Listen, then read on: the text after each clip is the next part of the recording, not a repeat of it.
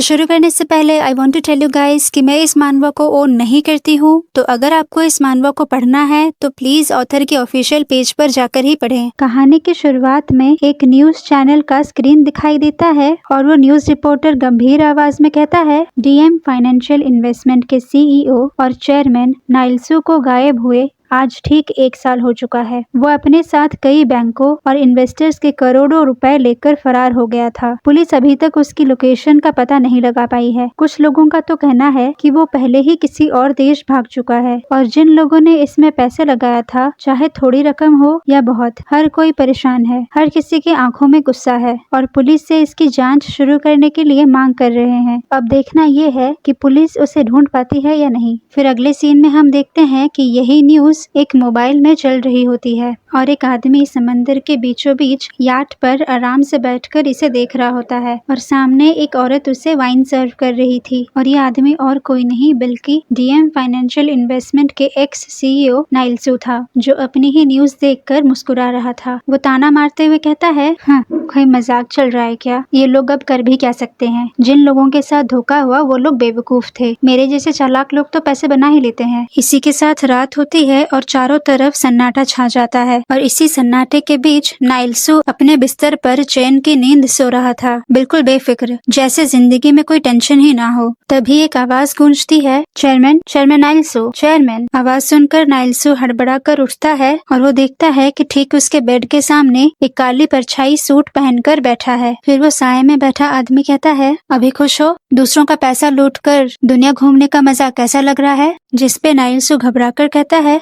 तू है कौन? यहाँ कैसे आया? वो आदमी खड़ा होता है, उसकी आवाज ठंडी लेकिन धारदार होती है। वो कहता है, इतनी जल्दी मेरी आवाज भूल गए? एनीवेज, तो जैसे इंसान से उम्मीद भी क्या कर सकते हैं। फिर जैसे ही नाइल सू की नजर उस आदमी के चेहरे पर पड़ती है, उसकी आंखें चौड़ी हो जाती है, जैसे किसी पुराने डर ने उसे जकड़ लिया हो और वो कहता है, डायरेक्टर किम मुह्यूक, आप यहाँ? फिर नाइल सू घबराकर पीछे हटने लगता है, पर मुह्यूक एकदम कामली कहता है, चेयरमैन नाइल सू, मैं बस यहाँ वो पैसे वापस लेने आया हूँ जो तुमने टाइसन कैपिटल से उधार लिया था। जिसपे नाइल सू घबराते हुए कहता है, लेकिन डायरेक्टर वो पैसे तो। फिर वो अचानक से चिल्लाता है, सिक्योरिटी सिक्योरिटी, जल्दी आओ। लेकिन तभी वो देखता है कि उसके सारे बॉडीगार्ड्स को मुह्यूक के आदमियों ने मारकर बेहोश कर दिया है। फिर मुह्यूक नाइल सू के नजदीक जाकर एकदम ही शांत आवाज में कहता है, घबराओ मत चेयरमैन, हम तुम्हें कोरिया ले जाने नहीं आए हैं, हम सिर्फ यहाँ अपना पैसा वापस लेने आए हैं। फिर वो नाइल सू को मोबाइल का स्क्रीन दिखाता है और कहता है, ये देखो 150 बिलियन का तुमने लोन लिया था, फिर इंटरेस्ट वगैरह मिलाकर टोटल 470 बिलियन वोन तुम्हें वापस करना है। ये सुनकर नाइल सू हक्का बक्का रह जाता है और कहता है, 470 बिलियन? फिर वहीं मुह्यूक क्विकली कैलकुलेट करते हुए कहता है, हाँ, और आज के एक्सचेंज रेट से ये लगभग $358 मिलियन होता है, लेकिन तुम चाहो तो हम सिर्फ $350 मिलियन में ही इस चीज को निपटा सकते हैं। ये सुनकर नाइल सू एकदम गिड़गिड़ाते हुए कहता है, मेरे पास कुछ नहीं बचा, मैं सच बोल रहा हूँ, मेरे पास जितने भी पैसे थे मैंने इस याच में लगा दिया, अब मेरे पास कुछ नहीं है। फिर वो पूरी तरह से पैनिक और फ्रस्ट्रेशन में आ चुका होता है और चिल्लाकर कहता है, और ये क्या बकवास है? तुम्हारा ये इंटरेस्ट रेट तो प्रिंसिपल अमाउंट से भी दुगना है। यहाँ असली ठग तो तुम हो। अगर लेना है तो ये याच ले लो, मेरे पास इसके अलावा और कुछ भी नहीं है। ये सुनकर मुह्यूक का चेहरा झुंझलाहट से उभर जाती है और वो नाइल सू को ऐसे घूरता है मानो वो कह रहा हो, ये ऐसे एक्टिंग करके किसको उल्लू बना रहा है, लगता है इसे किसी और तरीके से समझाना होगा। फिर अगले सीन में हम देखते हैं कि याच से एक मोटी चेन पानी में डूब रही होती है। वहीं किनारे पर खड़ा किम मुह्यूक चुपचाप सिगरेट पी रहा होता है। वो कुछ देर पानी को देखता है, फिर बिना देखे पीछे खड़े ड्राइवर से कहता है, चलो उठाओ इसे ऊपर। फिर जैसे ही चेन ऊपर खींचती है, कुछ ही सेकंड में नाइल सू समंदर से बाहर आता है। फिर भीगे और हांफते हुए नाइल सू को वो लोग मुह्यूक के सामने लेके जाते हैं। मुह्यूक कोल्ड और सख्त आवाज में कहता है, पैसे ना होने का नाटक किसी और के सामने करना। मुझे पता है कि माल्ट में तुमने जो सेल कंपनी बनाई थी उससे तुमने 200 मिलियन वोन गायब किए थे, फिर वर्जिन आइलैंड के एक कंपनी से 150 मिलियन। इतने में नाइल सू कांपते हुए कहता है, मैं कुछ नहीं जानता, जैसा कि मैंने पहले कहा था, ये याच ही मेरी आखिरी सहारा है। मेरा यकीन करो, मेरे पास कुछ नहीं बचा। जिसपे मुहियुक उसे इग्नोर करते हुए कहता है, इतना ही नहीं, स्विट्जरलैंड में भी 120 मिलियन जमा है तुम्हारे। ये सब मिलाकर 470 बिलियन वोन तो बनते ही हैं। तो तुम लैपटॉप से पैसे ट्रांसफर कर सकते हो ना? इस याच का सैटेलाइट इंटरनेट काफी तेज है, मुझे नहीं लगता कोई प्रॉब्लम होगी। ये सुनकर नाइल्सो एकदम शॉक में कहता है, वो पैसे मेरे नहीं है, सच में मेरे पास कोई पैसे नहीं है। ये सुनकर मुहियुक बिना रिएक्ट किए कहता है, मुझे नहीं लगता तुझे अभी तक समझ आया कि सिचुएशन कितनी सीरियस है। मैं चाहूँ तो अभी तुझे शार्क का खाना बना सकता हूँ, एंड ट्रस्ट मी, तेरी हड्डियां भी वापस नहीं आएंगी। फिर नाइल्सो एकदम घबराते हुए कहता है, लेकिन वो पैसे,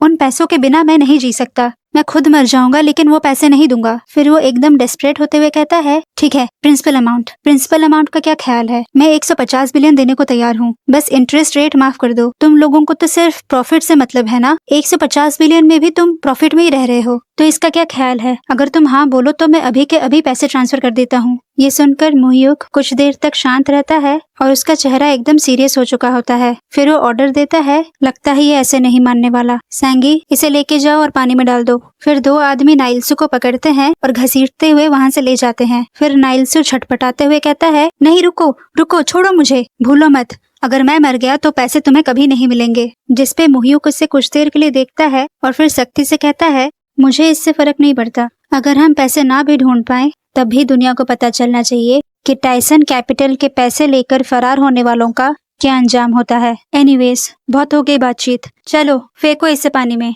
और इस बार वापस मत लाना, पानी में ही रहने देना। इसके बाद नाइल्सो को समंदर में फेंक दिया जाता है और वो चीखते हुए कहता है, नहीं रुको प्लीज, मैं दूंगा, मैं पैसे देने के लिए तैयार हूँ। बस इतना बोलते ही उसे ऊपर खींचा जाता है। फिर नाइल्सो अपना लैपटॉप खोलता है और सारे पैसे ट्रांसफर कर देता है।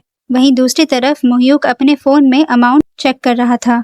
फिर जैसे ही सारे पैसे ट्रांसफर हो जाते हैं, वो मुस्कुरा के नाइल्सो से कहता है, thank you manager, 350 million dollar बिना किसी दिक्कत के जमा हो गए हैं। फिर मुहियुक अपने आदमियों के साथ रिस्पेक्टफुली सर झुकाकर कहता है, टाइसन कैपिटल का सर्विस यूज करने के लिए आपका बहुत बहुत शुक्रिया। अगर आपको फिर कभी पैसों की जरूरत पड़ी तो हमें कांटेक्ट करना मत भूलिएगा, हम आपकी सेवा में हर पल हाजिर हैं। मुहियुक को ऐसे बिहेव करते हुए देख नाइल्सो गुस्से से फूट पड़ता है और कहता है, तुम लोग इतने हरामी हो, मेरी इतनी सालों की मेहनत की कमाई तुम लोगों ने एक पल में ही छीन लिया। ये बोलकर वो गुस्से में चिल्लाने लगता है, लेकिन मुहियुक और उसके आदमी दूसरे बोट से वहाँ से चले जाते हैं। वहीं दूसरी तरफ नाइल्सो उन लोगों को जाते हुए गुस्से से देख रहा था, लेकिन तभी एक तेज रोशनी उस पर पड़ती है। वो रोशनी इतनी तेज थी कि कुछ भी ठीक से दिखाई नहीं दे रहा था। फिर वो अपनी आंखें मीचता है और देखता है कि चारों तरफ से फिलीपींस कोस्ट गार्ड ने उसे घेर लिया है और उसे कोरिया पुलिस के हवाले करने आए हैं। उसे तभी समझ आ जाता है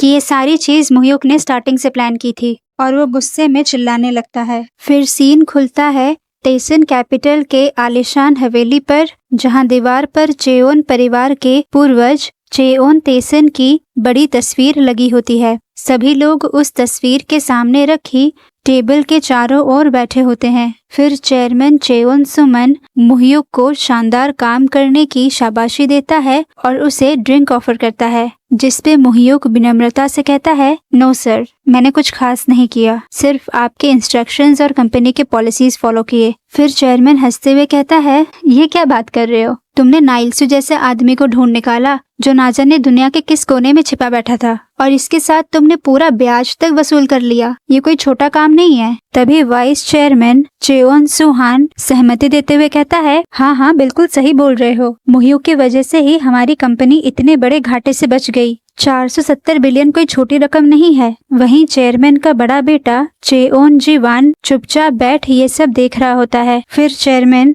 मुहियुक की तरफ देखकर बोला, अब तो हम सिर्फ तुम पर ही भरोसा कर सकते हैं मुहियुक, तुम हमारे बहुत ही खास आदमी हो। लेकिन मुहियुक फिर से विनम्र से बोला, मैंने सिर्फ अपनी ड्यूटी निभाई है चेयरमैन। जिसपे चेयरमैन हंसते हुए दोस्ताना अंदाज में कहता है, मैंने तुमसे कितनी बार कहा है, हमें चेयरमैन या सर नहीं बल्कि अंकल बुलाओ, हम सब तो परिवार है। इस पे वाइस चेयरमैन सुहान जोड़ते हुए कहता है, बिल्कुल सही बोल रहे हो, तुम मेरी प्यारी बहन चेओन मिस्योन के बेटे हो मुहियुक, तो हमें अंकल बुलाओ। चेयरमैन सुमन फिर उस बड़ी तस्वीर की ओर इशारा करता है और कहता है, याद रखना मुहियुक, यहाँ बैठे हर इंसान के अंदर मेरे पिताजी चेओन टाइसन का खून बह रहा है। इसका मतलब तुम समझते हो ना, हम सब एक ही परिवार है। ये सुनकर मुहियुक मन में सोचता है, चेओन टाइसन, मेरे नाना जी, म्योंडोंग के लोन शार्क इंडस्ट्री के किंग। एक वक्त था जब अमीर से अमीर लोग इस इंसान के पैरों तले पड़कर पैसे मांगते थे और इन्हीं के बदौलत आज भी तेसन कैपिटल का खौफ बना हुआ है।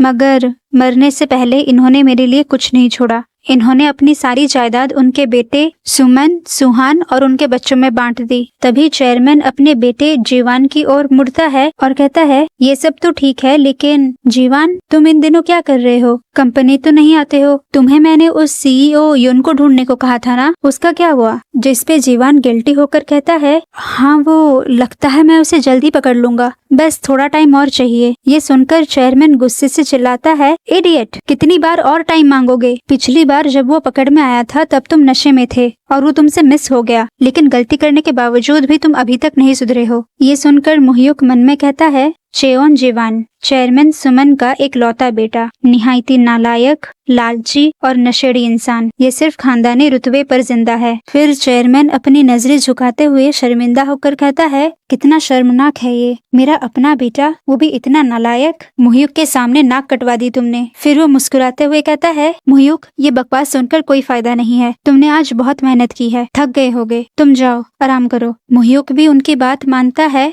और तेसन कैपिटल के मैंशन से निकल जाता है। बाहर जाते हुए उसे मैंशन के अंदर से चेओन परिवार की हंसी सुनाई देती है। वो पलटकर हवेली की ओर देखता है और कहता है, 30 साल पहले मैंने भी कोशिश की थी इस परिवार का हिस्सा बनने की, हर छोटा मोटा काम किया, जो कहा वो किया, मगर फिर भी मैं कभी इस परिवार का हिस्सा नहीं बन पाया। फिर वो अपनी कार में बैठकर वहाँ से निकल जाता है। तभी उसको एक नोटिफिकेशन आती है और चेक करने पर वो देखता है कि आज उसके दादी की डेथ एनिवर्सरी की रिमाइंडर आई हुई है। ये देखकर वो इमोशनल होते हुए कहता है, मेरे मम्मी पापा के गुजरने के बाद मेरे बचपन में सिर्फ एक ही परिवार था, वो थी दादी। उन्होंने ही मुझे प्यार दिया, सहारा दिया और मेरी हर ख्वाहिश पूरी करने की कोशिश की, मगर आज से ठीक 30 साल पहले वो गुजर गई। मुझे आज भी उनकी बहुत याद आती है। फिर मुह्युक एक कन्वीनियंस स्टोर में रुका और कुछ सामान खरीदा और जैसे ही वो स्टोर से बाहर निकला, उसे अपने असिस्टेंट सैंगी का कॉल आता है, जो कहता है, चीफ, मैंने उस सीईओ युन को ढूंढ निकाला है। चेयरमैन ने उसे अभी पकड़कर लाने का ऑर्डर दिया है। जिसपे मुह्युक कहता है, पर वो तो जीवान ह्यूंग का काम था ना? फिर सैंगी कहता है,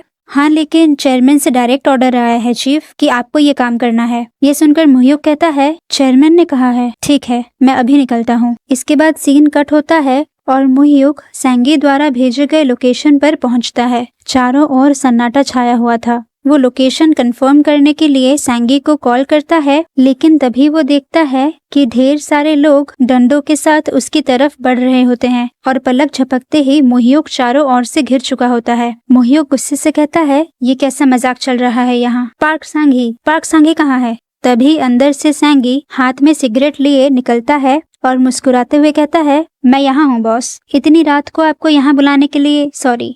जिसपे मुह्युक भड़कते हुए कहता है, हे पार्क सांगी, ये सब तुम्हारी करतूत है, दिमाग खराब हो गया है क्या? इतने में अचानक एक कार बहुत तेजी से मुह्युक की तरफ बढ़ती है। ये देखकर मुह्युक ऐन वक्त पर उछलकर खुद को बचा लेता है, लेकिन जैसे ही वो खुद को संभालता है, पीछे से उसे एक आदमी बैट से वार करने की कोशिश करता है, लेकिन मुह्युक झुककर वार से बचता है और उस आदमी को पकड़कर नीचे गिरा देता है। लेकिन तभी एक और हमलावर मुह्युक पर झपट्टा मारता है, लेकिन मुह्युक उसे भी जमीन पर पटक देता है। फिर बहुत सारे लोग एक साथ उस पर टूट पड़ते हैं और मुह्युक पूरी ताकत से अपना बचावा करता है, मगर मुह्युक पर वो लोग भारी पड़ते हैं। कुछ ही देर में मुह्युक घुटनों के बल गिर चुका होता है। सैंगी 2 और आदमियों के साथ उसके सामने खड़ा होता है, जिसे देखकर मुह्युक गुस्से से कहता है, हरामी, तेरा दिमाग खराब हो गया है क्या? मैं तुझे जिंदा नहीं छोड़ूंगा। लेकिन तभी पीछे से एक जोरदार वार होता है और बैट सीधा मुह्युक के सिर पर लगता है और वो वहीं बेहोश हो जाता है। इसके बाद अगले सीन में मुह्युक को होश आता है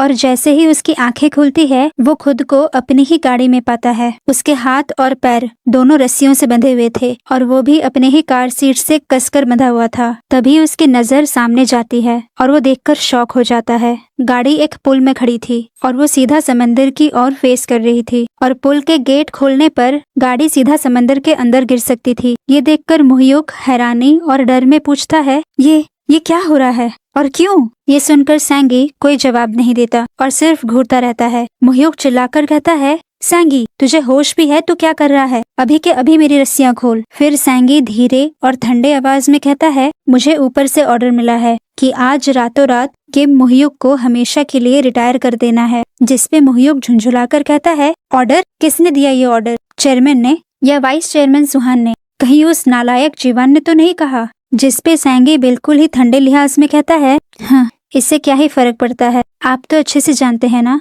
हम सिर्फ नौकर हैं। सवाल करना हमारा काम नहीं है। हमें जो कहा जाता है हम सिर्फ वही करते हैं। ये सुनकर मोहयुक को जैसे एक झटका लगा। उसके पैरों तले जमीन खिसक गई। उसे समझ नहीं आया कि वो ऐसा क्या बोले कि ये लोग रुक जाए। इसके बाद पुल का गेट खुलता है और गेट के खुलते ही सारे लोग मिलकर कार को धक्का देने लगते हैं। कार समंदर की ओर बढ़ने लगी और मोहयुक चीखते हुए बोला, रुको, मेरी बात सुनो, ऐसा मत करो। लेकिन तब तक कार समंदर में गिर चुकी थी। पानी तेजी से कार के अंदर भरने लगी और गाड़ी धीरे धीरे डूबने लगती है। इसी बीच मोहयुक छटपटाते हुए सोचता है, क्या मेरी मौत ऐसे ही होने वाली है? चियोन फैमिली से इतने वफादार रहने के बाद भी क्या मेरी इतनी वफादारी का ये अंजाम था? तभी उसके थैले से योगर्ट के डब्बे निकलने लगते हैं जो मोहयुक ने अपनी दादी के मेमोरियल के लिए लिया था। ये देखकर मोहयुक भीगती आंखों से कहता है, दादी, आई एम सॉरी। मैंने वादा किया था कि आपके मरने के बाद आपकी कब्र की देखभाल करूंगा, पर अब लगता है मैं खुद ही आपसे मिलने आ रहा हूँ। और इसी के साथ वो कार पूरी तरह से पानी में डूब जाती है।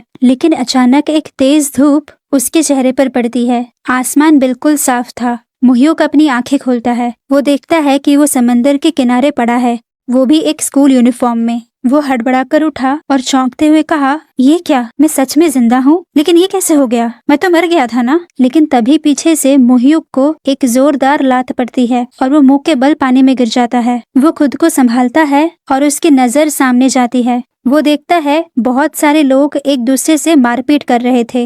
लड़ाई, चिल्लाहट और हंगामा चारों ओर मचा हुआ था। फिर वो एक हल्की मुस्कुराहट के साथ सोचता है, हाँ, लगता है स्वर्ग में भी शांति नहीं है। अगर आपको मेरी वीडियोस अच्छी लग रही है तो please comment down below and don't forget to like, share and subscribe. मिलते हैं नेक्स्ट वीडियो में, तब तक के लिए बाय।